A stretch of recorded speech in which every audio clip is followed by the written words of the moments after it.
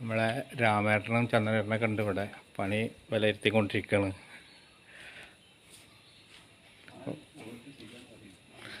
എന്തൊക്കെയായി രാമേട്ടാ പണി? പണി ഓടി മേച്ചിലിങ്ങനെ നമ്മൾ അവസാന ഘട്ടത്തിലേക്ക് ഇങ്ങനെ എത്തിക്കൊണ്ടിരിക്കും. കഴിയാറായി അല്ലേ? ഇനിയിപ്പോൾ അടുത്ത വർക്കുകൾ എന്തൊക്കെയാണ്? അടുത്ത വർക്ക് എന്ന് പറയാൻ നമ്മുടെ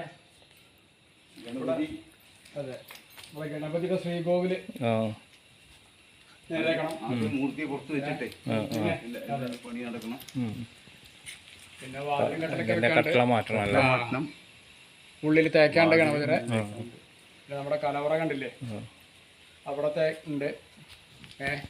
പിന്നെ പടിഞ്ഞാറ് ഭാഗത്ത് നമുക്ക് വാതിൽ വെക്കാണ്ട് തേക്കാണ്ട് പിന്നെ മേലെ തേക്ക് ബാക്കിയാണ്. മേലുണ്ട് തേപ്പെല്ലാം മേലെ ബാക്കിയാണ്. ചെയ്യാണ്ട് തൂണൊന്ന് പോളിഷ് ചെയ്യണം.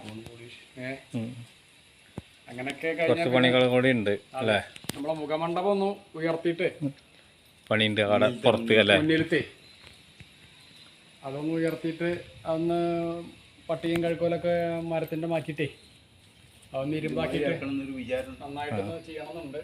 ദൈവം അനുഗ്രഹിക്കുകയാണെങ്കിൽ അത് നടക്കുന്നു വിചാരിക്കാം. അതെ, അതും കൂടി ആയി കഴിഞ്ഞാൽ ഒന്നാം ഘട്ടം അങ്ങോട്ട് പൂർത്തിയാക്കാം നമുക്ക്. പിന്നെ രണ്ടാം ഘട്ടം നമ്മുടെ ശ്രീകോവിലിന്റെ കണ്ടില്ലേ ഇതൊക്കെ ഇതിന്റെ പേസ്റ്റൊക്കെ ഒരു 42 കൊല്ലം പഴക്കമുണ്ട്. ഇതിന്റെ 84 എടുത്ത് ചെയ്തിട്ടുള്ളത്. ഒരു 42 കൊല്ലമായി. 30 കൊല്ലമാണ് തോന്നുന്നു അതിൻ്റെ ഒരു കാലാവധി. ഒരു 12 കൊല്ലം മുന്നോട്ട് പോയിട്ടുണ്ട്. അപ്പം ഇതൊന്ന് ക്ലിയർ ആക്കേണ്ടി വരും. പുറത്ത് ഡ്രെയിനേജിന്റെ ബാക്കി പിന്നെ റീവയറിംഗ് ഉണ്ട്. ഇത്തരം കാര്യങ്ങളൊക്കെ ഇനിയും വർക്കുണ്ട് അല്ലേ? അതെ അതെ, കുറച്ചുകൂടെ ഒക്കെ ഉണ്ട്. അതൊക്കെ ഭഗവാന്റെ അനുഗ്രഹം കൊണ്ട് പൂർത്തിയാക്കാം. ഓക്കെ. അതെ, നമ്മുടെ രണ്ടാം ഘട്ടം എന്ന് പറഞ്ഞാൽ ഇതാണ്. ഇപ്പോൾ നമ്മുടെ ശ്രീകോവിലിന്റെ പണിയല്ലേ? അതൊന്ന് നമുക്ക് ഇത് കഴിഞ്ഞിട്ട് ആദ്യഘട്ടം കഴിഞ്ഞിട്ട് രണ്ടാം ഘട്ടം അത് ഭഗവാന്റെ അനുഗ്രഹം കൊണ്ടൊക്കെ നടക്കുന്നതാണ് പ്രതീക്ഷിക്കുന്നത്.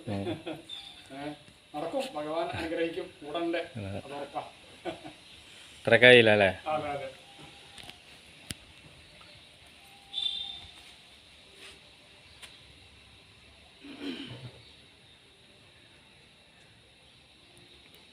അപ്പം എന്നാൽ ശരി, ഓക്കെ.